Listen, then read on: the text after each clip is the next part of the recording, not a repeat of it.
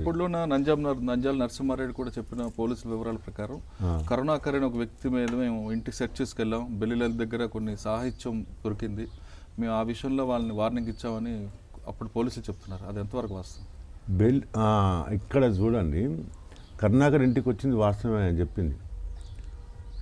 అతని దగ్గర తుపాకీ ఉంటుంది అనే ఒక అపోహ. ఆయన ఇంతవరకు వేరే పార్టీలో, అంటే మా నక్సలైట్ పార్టీని, అది కాదు, చంద్రపుల్లారెడ్డి వర్గం, జనశక్తి, ఆ పార్టీలో ఉండేవాడు. అందుకని వెళ్ళొచ్చేసి డప్పు కళాకారుల సంఘం అని రాష్ట్ర సంఘాన్ని ఏర్పాటు చేసిండు. వాళ్ళకి అనుమానం ఏంటంటే ఆ పార్టీ ఉన్నాడు కానీ ఇంతవరకు ఆయన తుపాకీ ఉంటుందేమో అని ఇల్లంతా చెక్ చేశారు. ఆయనని చెక్ చేసి మళ్ళీ పోలీస్ స్టేషన్ పిలిపించారు. అక్కడ చెక్ చేశారు. వాళ్ళకి నమ్మకం వచ్చేసింది, ఏదైనా దాడి చేయొచ్చు ఈయన మీద, ఏ తుపాకీ లేదు అని. వాళ్ళకు, రౌడీలకు, ఆయన గ్యాంగ్కు ఇన్ఫర్మేషన్ ఇవ్వడానికే ఇదంతా. అంటే పోలీసులకు అనుకూలంగా, రౌడీలకు అనుకూలంగా, నయం గ్యాంగ్కి అనుకూలంగా ఈ పోలీసులు ఆడిన పన్నాగం అది.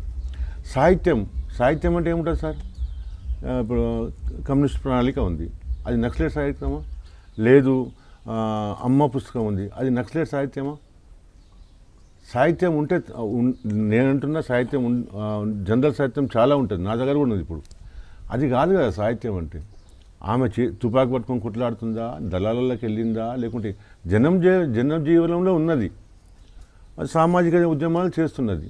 అప్పుడు నక్సలైట్లకు బెల్లిలతో సంబంధం ఏముంటుంది? సానుభూతి పరులుగా ఉంటూ ఎవరన్నా ఉంటారు. ఇప్పుడున్న సీఎం కూడా అంటుండే, నేను నక్సలైట్ సానుభూతి పరుడు, నేను నక్సలైట్ ఎజెండాని నేను అమలు చేస్తా అన్నాడు కేసీఆర్ గారు. మరి ఆయన అరెస్ట్ చేస్తారా ఇప్పుడు? అట్లా కాదు కదా పద్ధతి.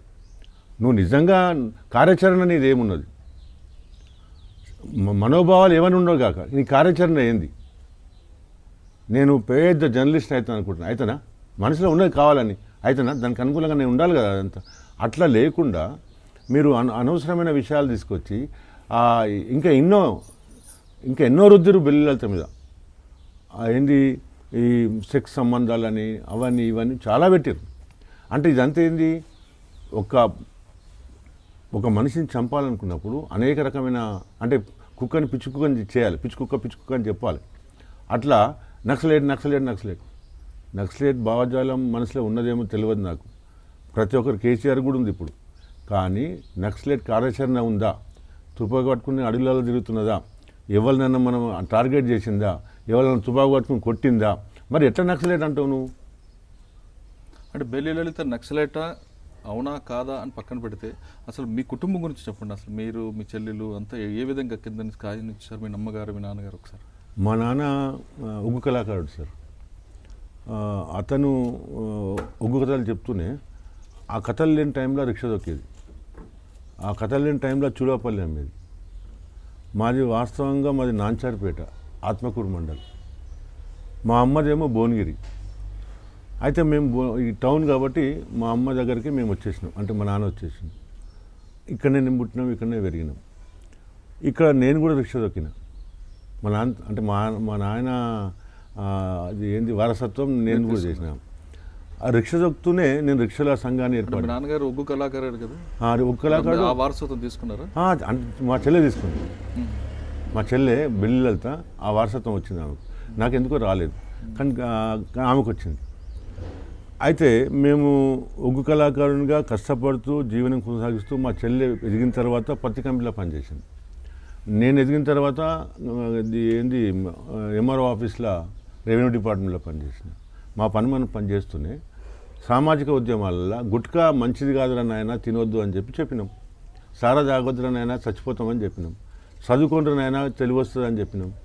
ఏంది అందరూ ఒకటి కానీ మా సొంతంగా మేమైతే గొల్లకుర్మలో పుట్టినాం సార్. మా గొల్లకుర్మలోకి తెలివి ఉండదు, అడవిలో బతారు. ఊళ్ళకి ఎంఆర్ఓ వచ్చిందా, తహసీల్దార్ వచ్చిందా, గిర్దావారు వచ్చిందా, కలెక్టర్ వచ్చిందా, వాళ్ళు ఏం చెప్పారు, ఏం చేసారు, లేకుంటే ఎండిఓ వచ్చిందా, ఏ స్కీమ్లు ఉన్నాయి, ఇవన్నీ తెలియదు. గొర్రె ఎట్లా బతకాలి, గొర్రె ఎట్లా తిరగాలి, గొర్రె ఎట్లా తినాలి, గొర్రె గొత్తుకొని ఏం చేయాలి, ఇవన్నీ ఆలోచిస్తారు. కానీ గొర్రె సైడ్ ఆలోచిస్తారు, కానీ మనుషుల సైడ్ ఆలోచించారు మా జాతి. చదువు కూడా పిల్లల్ని చిన్నప్పుడే గొర్రెల వెంబడి తీసుకుపోతారు. ఆ గొర్రెల వెంబడి తీసుకుపోయి అడవిలోనే చెప్తారు. వాళ్ళకు కూడా తెలివి లేకుండా పోతుంది. ఆ అడవి తెలివే ఉంటుంది, కానీ గ్రామీణ తెలివి మాత్రం ఉండదు. ఇది మాకు వచ్చిన పెద్ద దౌర్భాగ్యం. అందరికి బాగా తినిపిస్తాం, మటన్ కానీ మేము మాత్రం అజ్ఞానులుగా, అంటే గొల్లోనికి ఎమెరిక మల్లెపూ వాసన, కురుమనికి ఎమెరిక మల్లెపూ వాసన అనే పద్ధతి, అంటే మాకు మల్లెపూ వాసన తెలియదట అని జనంలో పిచ్చోళ్ళని, తిక్కలోడని ఇట్లా అంటుంటారు. మల్లెపూ వాసన ఎందుకు తెలియదని అంటే ఒక్క మాట చెప్పి మళ్ళీ మీకు మల్లెపూ గోషలో పెట్టుకుంటారంటే వాస్తవానికి మనిషికి చెడ్డ వాసన వచ్చేది గోష దగ్గర నుంచే. కాబట్టి ఆ వాసన కనిపించకుండా అత్తరు కొట్టుకుంటారు. ఇప్పుడు ఆడేడ ఆ వాసన కనిపించకుండా మల్లెపూ నాలో పెట్టినాడు గోళ్ళు ఆయన. అంటే తెలివికల్లోడా పిచ్చోడా? అంటే మీరు చెప్పిన ప్రకారం కరెక్టే అది. కరెక్ట్. ఇది సార్ మా జాతి పరిస్థితి చదువుకోమన్నాం, మా జాతిని తెలియజేసుకోమన్నాం, మాకు ఈ హక్కులు కావాలి, సమాజంలో మనం ఒక భాగం. మీరు చూస్తున్నారు ఐ డ్రీమ్ న్యూస్ని. మీరు చూస్తున్నది ఐ డ్రీమ్ న్యూస్. అంటే కళలని నిజం చేస్తూ ప్రజలకి నిజాలని కళల ద్వారా తీసుకొచ్చే ఐ డ్రీమ్కి మై బెస్ట్ విషెస్. మీరు చూస్తున్నది ఐ డ్రీమ్ న్యూస్.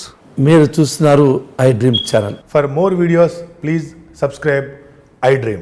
మరిన్ని వీడియోల కోసం ఐ డ్రీమ్ని సబ్స్క్రైబ్ చేయండి. Please subscribe I dream. And I'm very much satisfied with the way interview went on.